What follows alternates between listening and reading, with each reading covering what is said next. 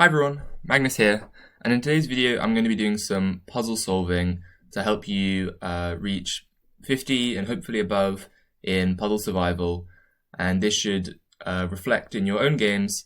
And puzzles really help you get better with your tactics. You'll stop hanging pieces, you'll be able to find these game-winning moves, and this should really improve your chess rating and your enjoyability. Okay. So I'm going to probably be splitting this series up into 2 or 3 videos from some of the easier puzzles, which should require less explanation and thinking from me, all the way up to some of the harder puzzles, which I might even get some of them wrong. I've not done puzzle survival in quite a while, so hopefully I'll actually get there. Okay.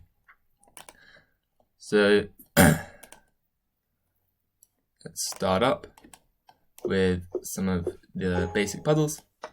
A lot of these first puzzles have some kind of checkmate in one, back rank kind of theme. I'll be giving you guys a few seconds at the start of each puzzle so you can have time to pause the video, try and solve it yourself. If you can try and do it all in your head, that would be best. But if you can't, then you can set up a board or some other kind of analysis tool to help you look at the position, try and play through some of the moves. This might be especially useful for some of the more difficult puzzles. But I'm going to be trying to visualize all of them, and I think that's probably the best way to do it if you want to try and improve your visualization skills and calculation. Okay, so this first puzzle looks to me like you've got to count material first. What's going on here? White is up 4 pawns. We both have rooks, they cancel each other out. So white's winning. If black doesn't have some kind of knockout punch, now you got to notice where the king is. Okay, the king is dangerously situated on the left-hand side of the board. Let's go check the king. Now, ideally you'd see that this is checkmate as well, but black really has nothing better than to deliver this check. Goes down the hierarchy of checks, captures, attacks, and threats. Checks is at the very top, so we deliver our check and checkmate. Alright, same deal here. White is up loads of material. Black is completely lost if we don't have some kind of checkmate. Your eye should immediately be drawn over to here. This was white's last move. Let's go take the rook. Deliver checkmate. Same business again. Black's up loads of material, but their king safety is very poor. So we can go give a check, take both the rooks. It's best to notice that they can block with both the rooks, this way you won't miss anything. Give you a check, take the rooks, that's checkmate. Okay, this time actually it looks like it's even material. Okay, so that means that we could be winning one of their pieces to win the game, or going for their king to win the game. Right. Does it look like we can... firstly, let's go down the hierarchy. Let's look for some checks. Where's any check in this position? Me, I only see one check. I see this check. Our queen is under threat. This is a very natural move. And simultaneously, if you can look at it, this king is in checkmate as well, because our queen will cover these 2 squares and also slice straight through the white king. That is a nice checkmate. Okay, another situation where white's down a lot of material, full bishop, a couple pawns, and it looks like black's about to promote, make a queen, and win the game. We look at black's precarious king situation. Notice that we have this nice little h-pawn taking away the escape square for the king, which means that the king is smothered in by the pieces. It's now another classic back rank tactic. That's checkmate. Okay, white is in a lot of trouble. No, black's in a lot of trouble if we don't have a finishing blow here. White's up loads of pawns. Looks like they're about to make a queen. So we have to find some kind of check. What are all the checks in the position? Okay, I see bishop takes. That's a check. Then what? King takes maybe? Okay, bishop takes. King f1. Okay, and king h1. These are all the different options there. doesn't look very conclusive. Okay, what are the other checks? Queen takes pawn. Backed up by the bishop. King cannot take the queen. Can the king run? No, the king cannot run. That's a checkmate. Okay. Any checks? Where are the checks? The queen can check here. Then the king or the rook would just take it. Queen can check here. The king cannot take, covered by the pawn. King cannot run, blocked in by its own piece, and also the queen covers. That is a checkmate. Okay, looking for checks again. Bishop takes. King can move. Doesn't look so great. What about this check? King can move. We could take this pawn. That's something to consider. Also this check, but the knight blocks. We can't take the bishop. That would have been a fork though. But what's most important is to see that actually black is down 2 pieces for nothing. Recapturing one of them like this would not be good enough. Even though that is a nice capture, we are winning back a piece. It's not good enough. We're down too much material, so we need to be going for the king. For that reason, we need to look at some other checks. This check looks good. Can the king move? No, the king cannot move. The king cannot take the queen because we're guarded by the bishop. That's a checkmate. Alright, this looks like a very nice position for black. Fairly equal material, although in fact completely equal. But white's king safety is terrible. Can we find any checks? Okay, that's a check, that's a check. The knight check, the king probably just moves, or just moves to the side, doesn't look that good. Queen check. King has to move here, no other move. Then we look for another queen check. Attacks the king, guarded by the knight. That's a smother. That's checkmate. Okay. Same business here, let's look for some checks. Queen gives a check. That's the only check I see. At the same time, we're attacking the bishop. That's a fork. So we're moving on. There no longer seem to be like mate in 1, mate in 2. We're getting some piece forks as well. Let's say white can move, block, push, or block. It's important that you try and spot all of your opponent's possible moves after a check. If you can do that, then you can calculate everything, make sure you never miss anything. And for that reason, after all these moves, I believe we can just take the bishop. And then we win a piece, and we should win the game. As we're equal material at the moment, and we're winning a bishop. Nice. Okay, looking for checks again. Position, I only see one check. This one is checkmate. Let's move on. Checks. Check, check, check. No, that's not check. Whoops. Check and check. After this check, they'll take us. After this check, it's checkmate. King can't move. We've seen something very similar before. Okay. Look for checks. This is check, this is check, this is check. This is check, this is check. This one's checkmate. Let's do that. Okay, this is a very classic pattern as well. You want to get this one ingrained into your memory. This one, let's look for checks. Okay, that's a check. That's a check. This check, we lose our queen. That's no good. This check, the king has to move. Okay, where are some more checks? This is now check. That's check. That's check. That's not. Oh dear, that's not check.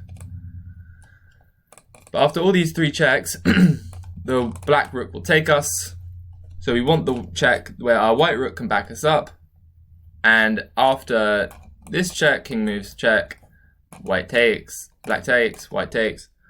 The king is now in check on the back rank, and it's smothered by the pawns. That's back rank checkmate. Same business here. This is actually the exact same tactic. It's a check, check, and a mate. Should be able to see that. Okay. What's this? Okay, fair enough. This one is about spotting weak pieces in the enemy camp. So a weak piece is one that's not defended by a weak pawn or piece, something that's not defended by any other piece or pawn. Loose pieces drop off, and in tactics you want to be able to quickly identify what pawns and pieces are undefended. So in this position, okay, this rook's undefended, this rook's undefended, none of these pawns are, none of these pawns are, the king is undefended, that's always interesting. The queen is defended by the bishop, so that's not undefended. And this pawn's undefended. Okay, so we've identified our undefended pieces. Can we get to this rook? I don't see a way to get to the rook. Let's check that off. Can we get to the king? On this move. I don't see a way to get to the king. We can give this check, but they'll just take us. So this doesn't seem any good. So let's getting the king off. Okay. Can we get to this pawn? Yes, we can get to the pawn. However, the pawn's defended by the queen. So let's use some backwards reasoning here. If the queen is defending the pawn, and our queen sees their queen, let's eliminate the queen, and then take the pawn, and then the queen can't take us. And what's better than winning a pawn, which is already a good thing, right, is that the rook's also stuck, because the rook has no escape, and it's another undefended piece that we identified. So we get the 2-in-1 here. Very nice. Okay. It seems like we reverted to checkmates. Checkmate in 1. Let's move on. Let's look for some checks. This is a check. King moves. This is a check. The king has to move again. That's a checkmate. A little bit tougher. Mate in 3. Pretty forced though. We can also give this. I mean, it's just completely forced actually. The king has to move there. Or we can also, let's not spot there. Let's not miss this. The king can move there or there, but it makes no difference. Both a checkmate. Okay. Nice. Okay. Let's look for some checks. That's a check. Is it a good check? After we give this check, we have got knight e6, which is a double check. That's a bit harder to see. The knight and the rook check the king. I don't know if that's any good though. Even more simple than that though, it looks like we can take a rook. Because if we take here, king takes, knight check, king moves, knight takes, that's just a trade. And there's no need to get into these crazy complications. We're already down a bunch of pawns. Why don't we just take the free piece? I mean, that makes sense to me, right? And after we take, and they take with the bishop, we can also consider a move like knight e6, which threatens the queen and threatens checkmate. And therefore the queen might have to move, let's say to e7. And then we can just play rook takes pawn. Queen has to take if the king moves, then we'll just take the queen. And that would be winning. And if they take here, then we can take with the knight. And after they take, we can also take the bishop. So this just looks like a win here. Or we can just do the simple take, take, take. And that should be winning material as well. But I like 96. Okay. It doesn't give me the option because both lines were quite winning. So that makes sense. Okay. This brings up another really important pattern. Loose pieces drop off, but at the same time, pieces only defended by the king drop off. This rook here is only defended by the black king. So if we can ever try and force this king away, kings are super easy to force away because they have to move when you attack them, right? So if we can force this king away from the rook, then we're going to win the piece. All right. So now that we have that idea, I'll give you a couple of seconds to try and come up with your move. Yeah. It's pawn h4. That's the only check that I see that doesn't lose our rook like this, and it allows us to force away the king. Say the king moves here, we take the rook. The only square after h4 to keep the defense of the rook is to move here, but we have a second pawn lined up. Boom, that's a check. King has to move, take. Can't go there because the pawn's covering it. That seems like a nice introduction to deflection tactics. We take the rook. All right, let's look for some checks. That's a check, bishop takes. That's a check. Where does the king go? The king can't go. The rook's slicing here, the queen's slicing here. The queen goes through the king, the rook guards the queen. Queen guards the rook. Some nice synergy there. Checkmate. Okay, this one's tough actually. It's a little bit of a two-move puzzle. Let's look for some checks. Okay, there's this check, they'll just take us. There's this check, they have to move the king. That's nice, it's forced. Now that after that check, there's this check. Okay, but then it looks like they just take us. What? Aha, but now we have to notice that whenever a piece moves out of the way, another piece could get opened up, right? And now this bishop sees the queen, so we go check. We take that when we check. They take us, we take their queen.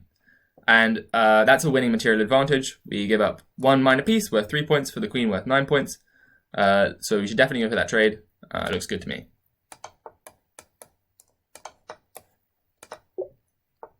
I think I'll probably go up to 30 for this video. And then in the next one, I'll try and do 30 to 50. Although that might be a bit hard, I'll have to see how it goes. But I think we'll stop at 30 for this video. And that should get some of the easier tactics out of the way. Okay. So let's look. Okay, this one's a little bit harder again. You got to notice that there's a pin here. This is an undefended bishop that I've identified. Any other undefended pieces? Nope, just the bishop. Okay. We can eliminate this knight with the rook, and that only piece defending that knight is this knight, so that's a weakly defended piece. Let's say they take back. We take their bishop, attacking the rook.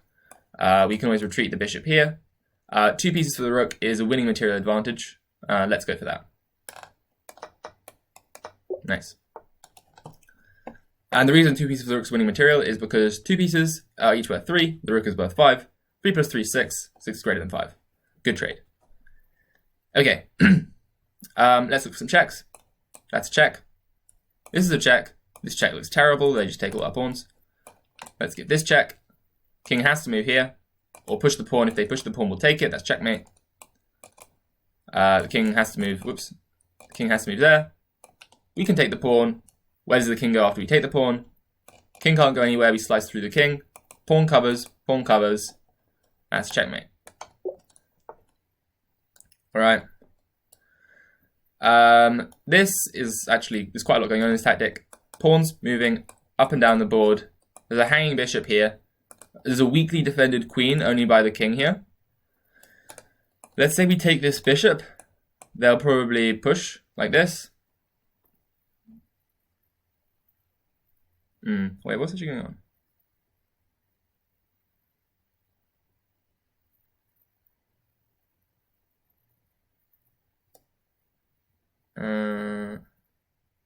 Because, wait, their pawns are moving this way. I got them the wrong way around. Yeah, 1, 2. No, their pawns are moving this way. Our pawn's moving this way. So it would let me move the pawn.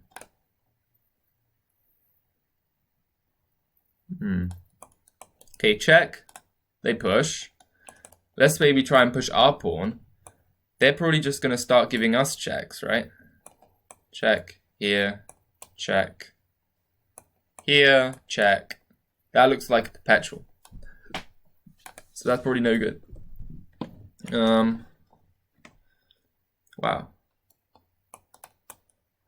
I'm probably missing something really obvious here. Okay, well, there's more checks here. So the king. Wait, if the king moves here, then we get a check and that's a skewer, and then we push the pawn. We give this check, push, check, and here.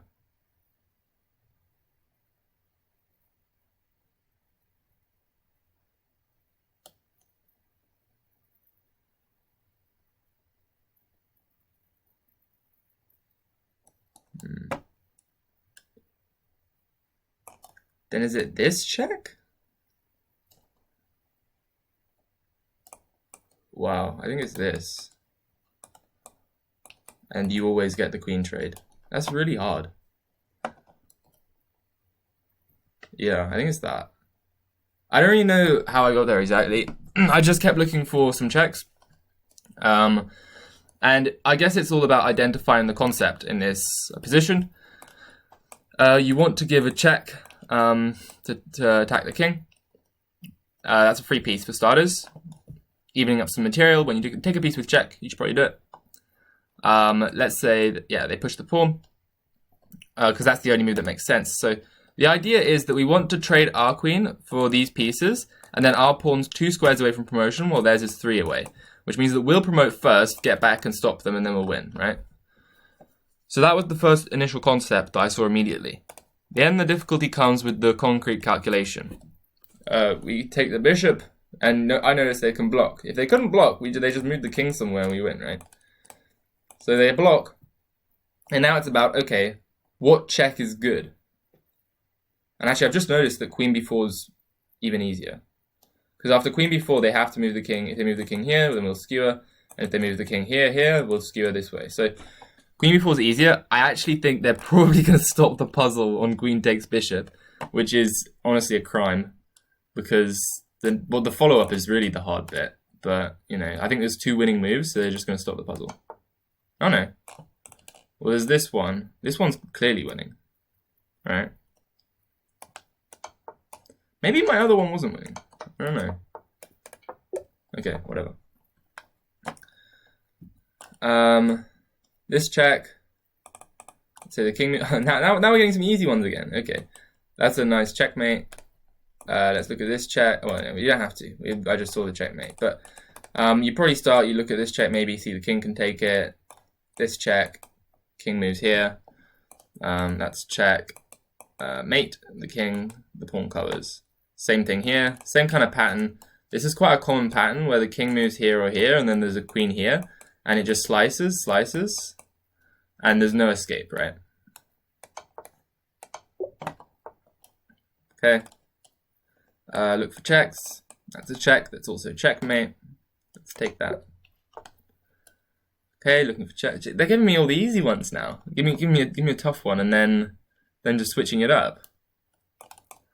Caught me off guard with that previous puzzle. Okay, that's the only check I see. That's good. That's check's not good. Let's give this one. It's also mate. Ah, this one's nice.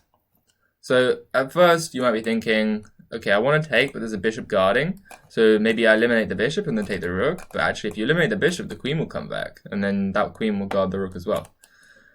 So we actually just have to go for it. Give this check. Just calculate a little bit. See that the bishop takes. Aha, but now the bishop takes, it opens up the line for the e file. Rook can slide down to the back. That's checkmate, right? Nice. Okay. What is going on here? Oh, no. Okay, let's look at some checks. Queen gives a check. They push the pawn. Then we can take this pawn. I don't know if that's a win though. They can try and run away with their king. Check here. Also f5, kind of sack the queen. Go for something like that. That's a threat.